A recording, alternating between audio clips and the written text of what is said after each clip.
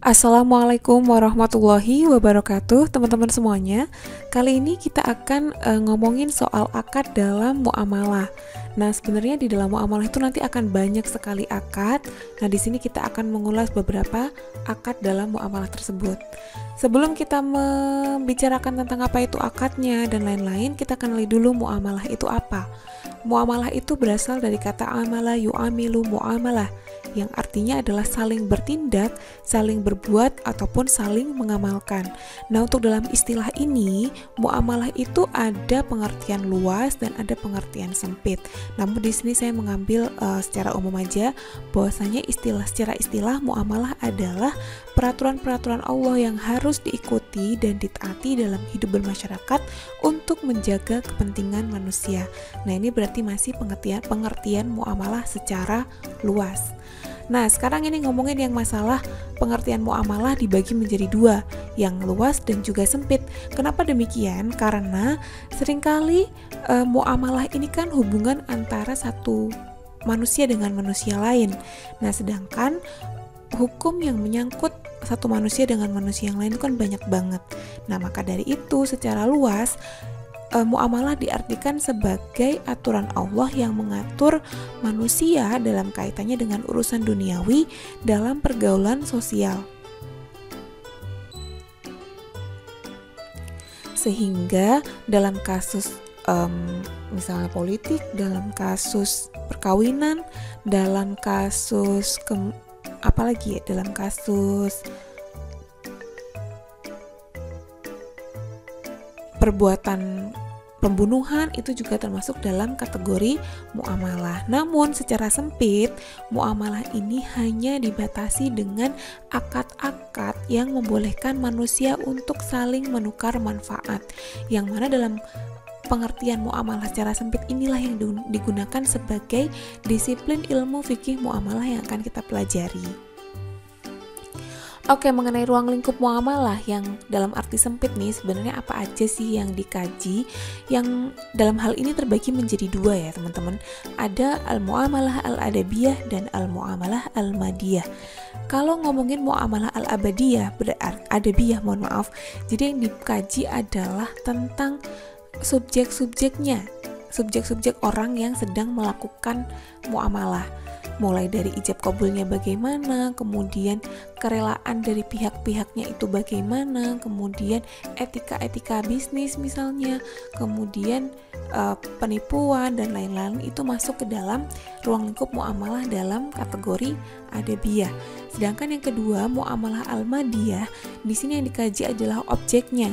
Bagaimana sih bendanya, terus bentuknya itu seperti apa. Jadi inilah yang menjadi kategori muamalah al-madiyah, yang mana dalam perkembangannya muamalah al-madiyah ini akan termanifestasi dalam bentuk beberapa transaksi.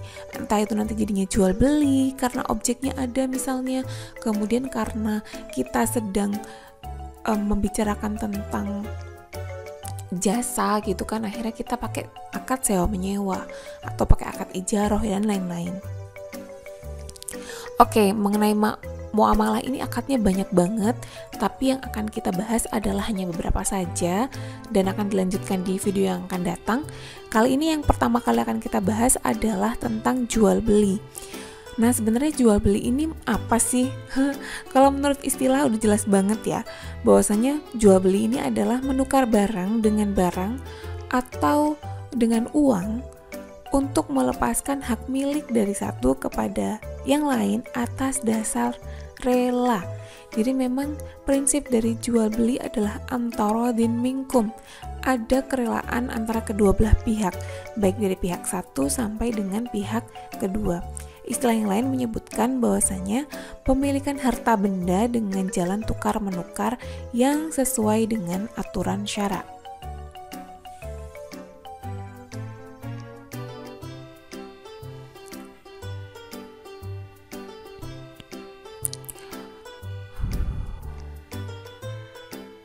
Berbicara tentang rukun dan syarat jual beli, di sini kita ngomongin rukunnya dulu. Kalau rukunnya sesuai dengan fikih ada 3. yaitu ada akad, ada ijab dan qabul, kemudian ada orang-orang yang berakad, jadi ada penjual dan pembeli, dan ada objek akad. Nah, ini mungkin dalam perkembangannya nanti akan bingung apakah bentuk ijab qabulnya seperti apa, kemudian orang-orang yang berakad itu bagaimana, dan objek akad ini seperti apa. Dalam beberapa literatur fikih, ijab qabul ini memang tidak harus selamanya qabil tuh saya membeli ini, kemudian saya menerima uangnya. Tidak melulu seperti itu, namun dalam perkembangannya bisa juga karena sudah terpengaruh oleh urf atau adat istiadat gitu ya, sehingga ada kondisi di mana itu udah disebut dengan ijab qabul. Kayak teman-teman misalnya mau beli permen gitu kan, ya udah ini beli permen Bu 500. Nah, sudah selesai. Itu bisa menjadi kategori ijab qabul yang sudah disepakati oleh orang-orang. Kecuali kalau misalnya untuk pembelian yang sifatnya memiliki nilai yang sangat besar, kayak misalnya jual beli tanah, jual beli apalagi bangunan, itu kan mungkin nilainya sudah semakin banyak, maka akan lebih baik kalau diatur secara rinci. Namun kalau hanya beli-beli yang sifatnya umum, itu bisa menggunakan ijab qabul yang secara adat. Bahkan bisa dikategorikan struk ataupun resi pembelian di supermarket atau minimarket itu juga adalah bagian dari ijab dan qabul. Kemudian yang kedua mengenai orang-orang yang berakad, udahlah ya, nggak perlu dimasalahkan lagi.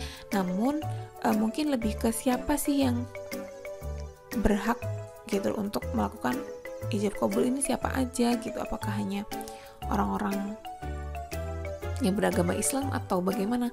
Memang dalam awal-awal literatur fikih disebutkan bahwasanya jual beli ini disyaratkan antara muslim dengan muslim, tapi itu tidak lain tidak bukan dalam pembelian senjata dalam satu kitabnya Imam Syafi'i itu. Tapi bukan seperti itu yang dimaksud, bahwasanya dalam perkembangannya kita tidak bisa membedakan jual beli kepada sesama Islam ataupun non-Islam karena tidak ada tendensi satu sama lain untuk saling menyakiti. Kemudian mengenai objeknya, objek akadnya ini seperti apa sih yang mau dibeli? Itu yang pertama adalah dia harus suci dan mensucikan. Dalam arti yang dijual belikan itu adalah sesuatu yang bisa dimanfaatkan secara baik dan barangnya adalah bukan barang yang haram. Dan mungkin disucikan ini ditanyakan juga oleh beberapa teman-teman, bagaimana dengan kulit yang disamak dan lain-lain, maka itu boleh-boleh saja. Kemudian tidak ditaklikkan, yaitu tidak digantungkan. Dalam arti tidak digantung di sini adalah ya kalau sudah dibeli ini adalah mutlak milik si pembeli gitu loh. Kita tidak bisa memberikan syarat misalnya ini akan bisa kamu beli dengan harga sekian ketika matahari terbit dari barat. Nah, itu udah nggak mungkin, itu bukan jual beli namanya. Kemudian yang ketiga adalah tidak dibatasi waktu, karena prinsip dari jual beli itu adalah perpindahan kepemilikan. Jadi tidak mungkin seseorang itu hanya menjual kepada orang lain dalam kurun waktu. Kalau memang seperti itu bisa jadi namanya adalah sewa menyewa.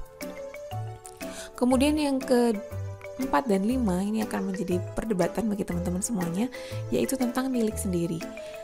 Kalau di literatur fikih memang jual beli yang dikehendaki adalah yang milkut tam gitu, yang benar-benar kepemilikan secara sempurna gitu. Kemudian diketahui dalam arti objeknya benar-benar diketahui. Namun dalam perkembangannya kita seringkali menemukan di mana kita menjual milik orang lain gitu, atau ada pihak-pihak yang menjual kepada orang lain yang mana barang itu bukan milik dia sepenuhnya. Kemudian yang kedua mengenai barang yang belum diketahui, entah itu dalam bentuk pre-order atau lain-lain. Ini akan kita bahas dalam video sendiri ya. Mengenai macam-macam jual beli, di sini ada 3, kita kategorikan bisa menjadi 3 ya. Ada jual beli benda yang kelihatan, jual beli yang disebutkan dan sifatnya disebutkan dalam janji, dan juga jual beli yang barangnya nggak ada.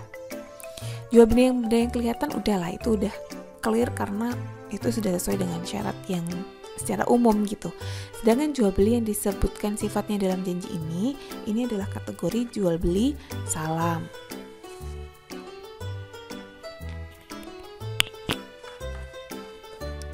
Nah, mengenai jual beli salam ini memang sudah menjadi adat ya di beberapa daerah dan di Indonesia juga. Bahkan di zaman dahulu ketika Nabi pun juga sudah lazim dilakukan. Jadi apabila ada orang yang melakukan jual beli kemudian disebutkan sifat-sifatnya dalam perjanjian sedangkan barangnya belum ada, itu disebut dengan jual beli salam. Dan memang ada juga yang modelnya tidak tunai gitu, tapi pada awalnya dia sudah memberikan beberapa uang kemudian dilunasi di akhir. Jadi ini memang adalah salah satu jenis jual beli yang mana sudah ada ketika masa Nabi dan sekarang pun akhirnya diadopsi menjadi jual beli pesanan atau pre-order itu. Kemudian yang ketiga adalah jual beli yang barangnya nggak ada. Nah ini gimana nih, benar-benar nggak ada barangnya. Kalau barangnya nggak ada ya berarti itu goror banget gitu kan, penuh dengan unsur tipu menipu. Namun jikalau ini dikaitkan dengan jual beli online yang sekarang, memang barangnya nggak ada tapi kan sifat-sifatnya udah disebutkan, jadi itu kategorinya jual beli yang salam. Kemudian jual beli anak binatang yang ada dalam perut. Nah kalau yang kayak gini nih yang nggak boleh. Jadi kayak misalnya kita menjual anak sapi tapi anak sapinya masih belum lahir, itu kan tidak bisa dipastikan berapa ukurannya, dia sehat atau enggak, sehingga tidak bisa ditentukan harganya. Takutnya nanti malah akan merugikan satu pihak. Kemudian yang kedua adalah jual beli muhalaqah. Kalau jual beli muhalaqah ini adalah contoh dari jual beli yang barangnya nggak ada. Ini dalam sebenarnya ini ada barangnya, cuma kita tidak bisa memprediksi. Kayak misalnya jual beli yang tebas itu yang ada di sawah, biasanya ini bagaimana dong? Secara fikih memang tidak diperbolehkan jual beli muhalaqah karena kita tidak bisa memastikan siapa yang akan untung dan siapa akan rugi gitu loh. Bisa jadi pembelinya akan rugi ataupun penjualnya karena sudah dilakukan akad jual beli ketika tumbuhan atau tanaman yang ada di sawah itu belum diketahui harga secara pasar. Namun beberapa ulama memperbolehkan jual beli ini jikalau memang adat istiadat itu sudah menyepakati untuk pembelian semodel ini. Bisa jadi karena sudah ada trik atau ilmu titennya gitu loh yang dilakukan oleh para masyarakat bagaimana untuk menghindari kerugian, ataupun bagaimana yang penting juga dalam jual beli adalah khiyar. Apa sebenarnya khiyar ini? Adalah sebuah masa di mana si penjual itu bisa memikirkan kembali mau ngambil atau enggak dari barang yang mau dia beli. Begitu juga dengan penjual. Nah untuk khiyar ini terbagi menjadi 3. Yang pertama adalah khiyar majelis, yang mana di sini proses pilih memilih itu terjadi ketika keduanya masih dalam satu majelis. Jadi teman-teman kalau misalnya kadang-kadang dalam konteks yang sekarang nih, misalnya udah beli di supermarket kemudian dibawa ke kasir. Nah ketika tisu yang misalnya tisu yang sudah kita ambil di rak tadi itu dengan harga 8.000, tapi ketika di scan barcode-nya oleh mbak-mbak kasir atau mas kasirnya itu kok jadi 10.000, maka di situ kita bisa melakukan khiyar. Aduh, saya nggak jadi beli deh mbak karena kok ternyata harganya beda nih sama yang ada di rak. Nah itu bisa menjadi salah satu contoh khiyar majelis. Kemudian yang kedua adalah khiyar syarat. Kalau khiyar syarat ini memang ada syarat-syarat yang ditentukan. Biasanya kita beli elektronik kemudian dikasih syarat nih nanti di unboxing secara video. Kalau ditemukan ada sebuah kecacatan maka itu bisa menjadi dikembalikan dan lain-lain. Kemudian yang dengan syarat harus ada video unboxing misalnya, ini disebut dengan khiyar syarat. Kalau khiyar aib adalah ketika misalnya kita membeli baju kemudian ada jahitan yang tidak rapi atau ada yang bolong dan apa itu, dan memang sudah disyaratkan ketika jual beli memang ada ketentuannya, kalau menemukan yang tidak pas maka bisa menghubungi pembeli. Nah maka itu disebut dengan khiyar aib. Selesai dengan jual beli, kita menuju ke pinjam meminjam atau ariyah. Ariyah artinya pinjaman, yang mana artinya adalah memberikan manfaat suatu barang kepada seseorang dengan cara cuma-cuma. Jadi memang cuma-cuma, nggak ada biaya tambahan. Itu disebut dengan pinjaman. Dasar hukumnya apa? Karena kalau misalnya dasar hukum ini banyak banget, namun intinya adalah yang memberikan isyarat tentang tolong-menolong, seperti wa ta'awanu 'alal birri wat taqwa wa la ta'awanu 'alal itsmi wal 'udwan. Mengenai rukun dan syarat ariyah hampir sama dengan yang tadi, ada ijab qabul, sedangkan di sini Imam Syafi'i mensyaratkan adanya lafadz yang jelas, sedangkan Imam Hanafi cukup ada tindakan serah terima barang itu udah bisa menjadi syarat ijab kabul dalam pinjam meminjam. Tapi kalau Syafi'iyah memang harus ada lafadz aku pinjam ya dan lain-lain. Kemudian orang-orang yang meminjami, kalaupun orang-orang yang pinjam ini dalam fikih disyaratkan adalah mereka yang balik, berakal dan tidak berada di bawah perwalian orang lain, karena dia akan bertanggung jawab untuk menjamin keamanan dan keberlangsungan barang yang dipinjam. Kemudian barang yang dipinjamkan ini seperti apa? Yang pertama adalah dapat dimanfaatkan, dan yang kedua pemanfaatannya diperbolehkan. Berarti syaratnya harus sesuatu yang dibenarkan oleh syariah.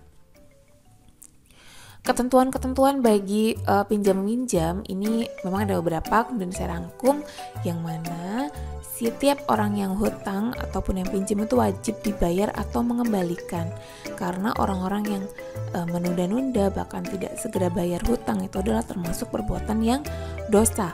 Kemudian tidak ada penambahan hutang kecuali atas kemauan yang berhutang, karena memang segala sesuatu yang ditarik secara biaya dalam pinjam meminjam itu disebut dengan riba kan gitu, kecuali memang ada keikhlasan atau kemauan dari si penghutang.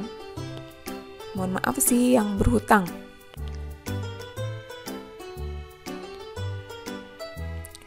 Dalam hal misalnya kita meminjam barang orang lain, di sini Imam Malik dan Abu Hanifah memperbolehkan untuk menyewakan kembali barang pinjaman, namun tetap harus menjamin keberlangsungan, keamanan dan juga kondisi barang yang ataupun barang yang uang ataupun barang yang dipinjam gitu ya.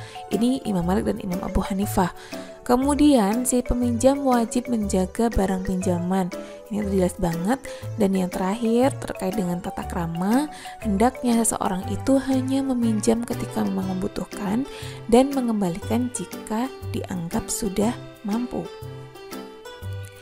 Akad yang selanjutnya akan kita bahas adalah rohan atau gadai, yang mana secara bahasa rohan ini artinya adalah thubut atau habsun, yaitu menahan, sehingga secara istilah diartikan sebagai menjadikan suatu benda yang bernilai itu tadi ditahan sebagai tanggungan utang.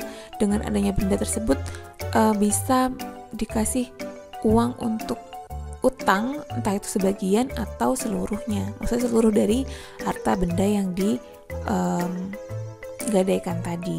Ini didasarkan pada satu hadis yang mengisahkan tentang Rasulullah SAW membeli dari seorang Yahudi bahan makanan dengan cara hutang dan menggadaikan baju besi. Jadi memang inilah yang menjadi dasar hukum kebolehan menggunakan rohan, karena Nabi pernah menggadaikan baju besinya untuk membeli makanan. Kemudian mengenai rukun dan syarat gadai ada 4. Yang pertama adanya ijab kabul, kemudian adanya orang yang berakad seperti biasa. Namun kalau ini rohan sama dengan ariyah ya, jadi harus balik, berakal dan tidak berada di bawah perwalian, ditambah dengan mampu membelanjakan harta serta memahami hal-hal terkait gadai. Kalau sekarang karena sudah ada ketentuannya ya, harus dibaca lah ya, itu harus tahu apa yang menjadi kewajiban dan apa yang menjadi hak si orang yang menggadaikan. Kemudian syarat objek yang digadaikan adalah barang tersebut tidak dalam keadaan rusak. Jadi yang digadaikan harus sesuatu yang masih berharga lah ya, supaya si pemberi gadai tadi tidak rugi. Kemudian yang terakhir adalah adanya utang, karena memang tujuan dari orang menggadaikan barang itu kan untuk mendapatkan pinjaman. Nah, yang menjadi pertanyaan adalah bagaimana pengambilan manfaat barang gadai nih? Kadang-kadang orang yang menerima gadai tadi itu kan punya banyak barang nih di kantornya nih, boleh nggak digunakan lagi? Kalau menurut jumhur ulama, si murtahin yang menerima gadai itu tidak boleh memanfaatkan barang gadaian, karena Rasulullah pernah mengisyaratkan dalam sebuah hadis bahwasanya setiap yang menarik utang, setiap utang yang mana diambil manfaatnya, maka itu kategorinya adalah riba. In jarra manfaatan fahuwa riba. Jadi nggak boleh kalau menurut jumhur ulama. Sedangkan menurut Imam Ahmad, kemudian Ishaq Al-Laif itu memperbolehkan pemanfaatan barang gadaian jika berupa dengan kendaraan atau binatang ternak. Ya karena memang itu adalah kalau nggak digunakan nanti malah jadi madharat, mungkin dipahami seperti itu. Kemudian untuk hal ini mereka mengambil dasar dari hadis Rasulullah yang mana hewan yang dikendarai ataupun dinaiki apabila digadaikan, dan susu dari hewan diminum apabila hewannya digadaikan, itu boleh. Bahkan itu sebagai bentuk biaya pembiayaan si barang yang digadaikan. Kayak misalnya kita menggunakan, kalau di zaman Nabi itu menggunakan untanya atau kudanya, maka kita juga harus memberi makan, memandikan dan lain-lain, memberi vitamin dan lain-lain. Kemudian kalau misalnya itu adalah misalnya susu kambing atau sapi yang bisa menghasilkan susu, maka kita pun juga harus, si yang menerima gadai harus ngopeni lah. Kalau diambil susunya maka juga harus dikasih makan yang enak, kemudian dikasih vitamin misalnya, kemudian dikasih apa yang diperlukan oleh hewan tadi, karena kita sudah mengambil beberapa manfaat dari barang tersebut. Adapun ketentuan yang lain adalah barang yang digadaikan itu adalah di bawah pertanggungjawaban si penerima gadai. Jadi harus dijaga baik-baik di tempat yang bagus, tidak sampai rusak dan lain-lain. Kemudian dalam fikih tidak dianjurkan mengadakan syarat untuk menentukan kepemilikan barang gadai pada si penerima gadai sebagai pembayaran utang. Memang ini klise juga ya, kalau misalnya sekarang itu kan orang menjadikan itu sebagai jaminan. Jadi kalau misalnya si penghutang tadi itu nggak bisa bayar, kan akhirnya kan diambil dari barang jaminan tadi gitu. Tapi kalau menurut fikih memang itu tidak dianjurkan karena ditakutkan nanti hartanya itu lebih tinggi daripada nilainya, daripada hutangnya, sehingga akan merugikan si penghutang. Begitu juga dengan sebaliknya, jangan-jangan yang digadaikan lebih murah, tapi ini tidak mungkin terjadi karena sekarang orang yang mau menggadaikan barang kan juga harus melihat nilainya tuh berapa, baru bisa diutang berapa persen kan gitu. Jadi yang disyaratkan oleh fikih adalah bila lebih kembalikan, bila kurang tambahi. Tapi memang ini agak sulit ya, karena sudah menjadi satu lembaga pegadaian, butuh biaya operasional dan lain-lain. Jadi mereka pasti yang